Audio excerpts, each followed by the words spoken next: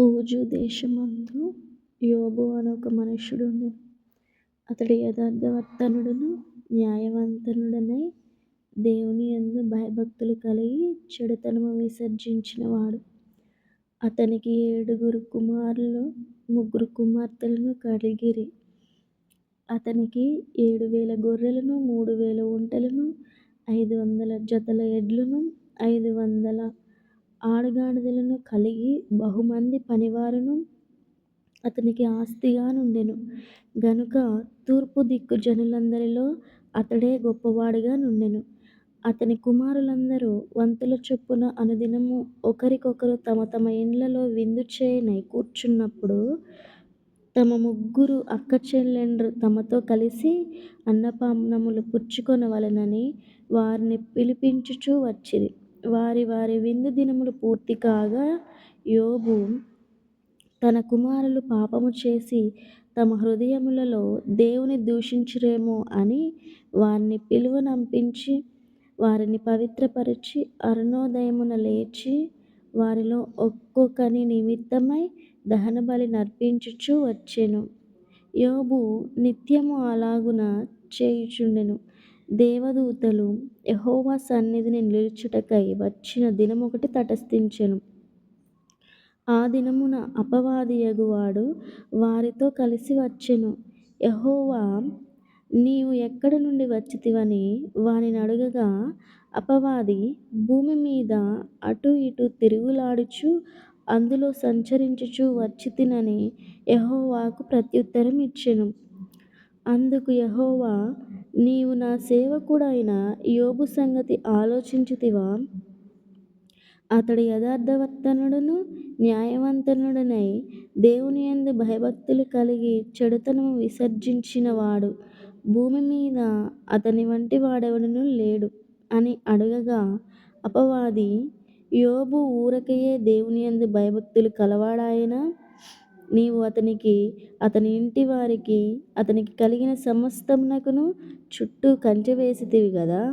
నీవు అతని చేతి పనిని దీవించుచుండుట చేత అతని ఆస్తి దేశములో బహుగా విస్తరించి ఉన్నది. అయినను నీవు ఇప్పుడు నీ చేయి చాపి అతనికి కలిగిన సమస్తమును మొత్తిన ఎడల అతడు నీ ముఖమును ఎదుటనే దూషించి నిన్ను విడిచిపోవును అని యెహోవాతో అనగా యెహోవా ఇదిగో అతనికి కలిగిన సమస్తమును నీ వశముననున్నవి. అతనికి ఏ మాత్రమును ఏ హానియు చేయకూడదని అపవాదికి సెలవీయగా వాడు యెహోవా సన్నిధి నుండి బయలు వెళ్ళెను. ఒక దినమున యోబు కుమారులు కుమార్తెలను తమ అన్న ఇంట భోజనము చేయుచు ద్రాక్షారసము పానము చేయుచుండగా ఒక దూత అతని యొద్దకు వచ్చి ఎద్దు నాగలి దున్నుచు గాడిదలు వాటి సమీపమున మేయుచుండగా షెబాయీయులు వాటి మీద పడి వాటిని పట్టుకొని పోయి ఖడ్గముతో పనివారిని హతము చేసిరి. జరిగినది నీకు తెలియజేయుటకు నేనొక్కడనే తప్పించుకొని వచ్చియున్నానెను. అతడు ఇంకా మాటలాడుచుండగా మరియొకడు వచ్చి దేవుని అగ్ని ఆకాశము నుండి పడి గొర్రెలను పనివారిని రగులబెట్టి కాల్చివేసెను. దానిని నీకు తెలియజేయుటకు నేనొక్కడనే తప్పించుకొని వచ్చియున్నానెను. అతడు ఇంకా మాటలాడుచుండగా మరియొకడు వచ్చి కల్దీయుల 3 సమూహములు వచ్చి ఒంటెల మీద పడి వాటిని కొనిపోయి ఖడ్గము చేత పనివారిని చంపిరి. నీకు దానిని తెలియజేయుటకు నేనొక్కడనే తప్పించుకొని వచ్చియున్నానెను.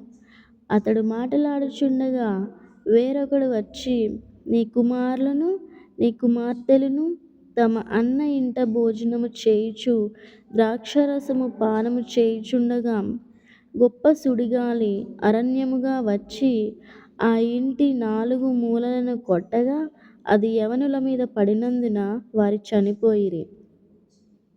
దానిని నీకు తెలియజేయుటకు నేనొక్కడనే తప్పించుకొని వచ్చియున్నానెను.